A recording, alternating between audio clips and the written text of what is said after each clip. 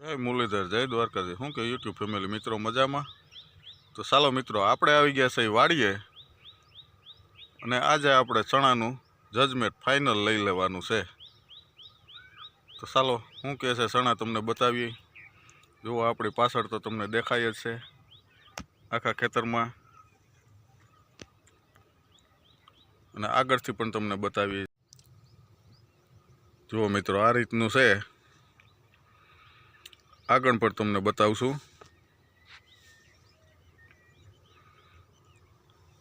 બે ચાર દિવસનો રાહ જોવી પડશે મિત્રો। જો કે દાંતરડા શણગારવાની તૈયારી તો આપણે થઈ ગઈ છે। બે ચાર ઠેકાણા આ રીતના લીલા જાય મારે છે, એટલે 2-5 દિવસમાં આપણે મિત્રો દાંતરડા શણગારી તૈયાર રહેવાનું છે।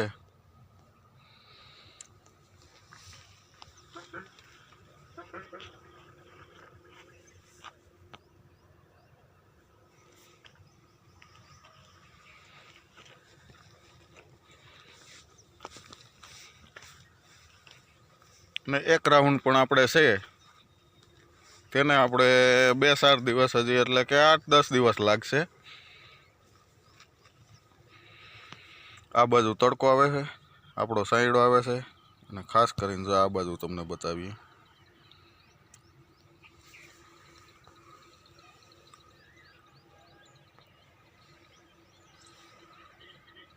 ને ગામડાની સવાર તો મિત્રો ખેડૂતની ખેતરે મોજ અલગ જ હોય।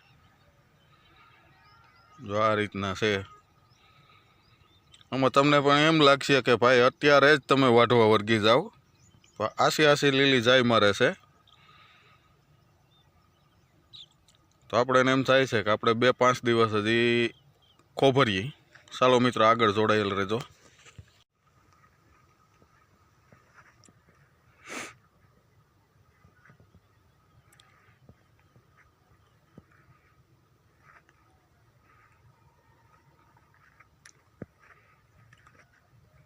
એમ કહેશે કે સણા પાકે એટલે જેટલા ફેલાયેલા હોય એથી આમ ભેગા થતા જાય।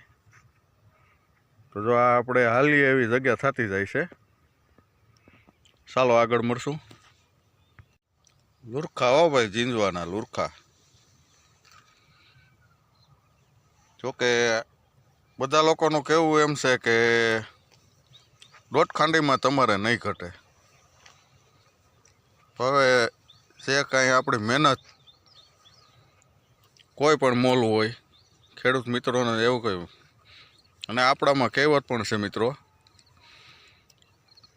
ખેડ ખાતર અને પાણી કરમમાં ન લઈ આવે તાણી। પછી રહેતું પણ મિત્રો આધરીએ હવામાન, વાતાવરણ, ને આપણને એવું દેખાય છે કે ના પણ છે પણ સારું। જુઓ તમને બધે આખા ખેતરમાં બતાવીએ છીએ।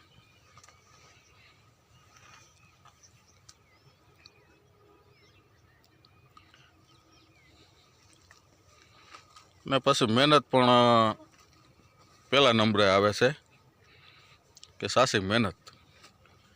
અને હા, આપણા મિત્રએ કમેન્ટ કરી હતી કે ભાઈ કેટલા પાણી પાયા,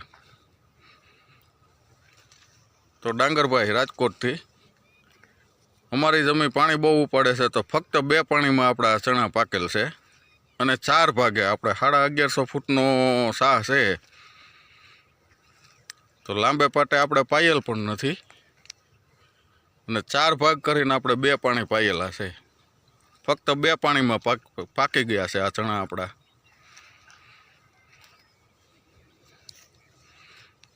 જો આ રીતના છે મિત્રો બધે।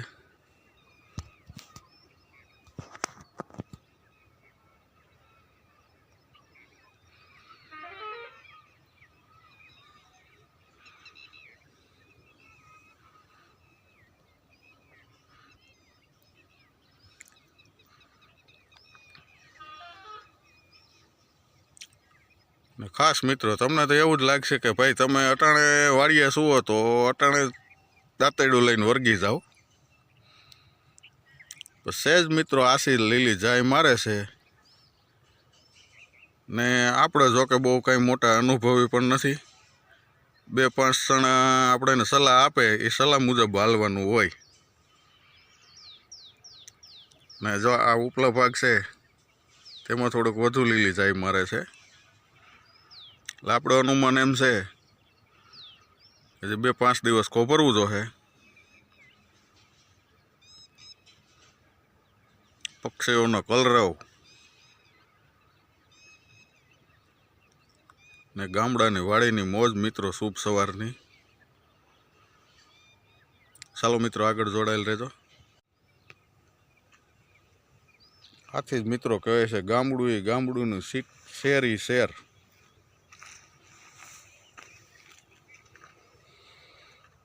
જો આ રીતના છોડવા છે, તેમાં પણ પોપટા છે તે માકડા જ પડી ગયા છે. 2-4 દિવસ આપણે રાહ જોઈ અને 2-4 દિવસ વટાઈ ગયેલ પડ્યા હોય એટલે બધા એક આયરે રેગ્યુલર થઈ જાય.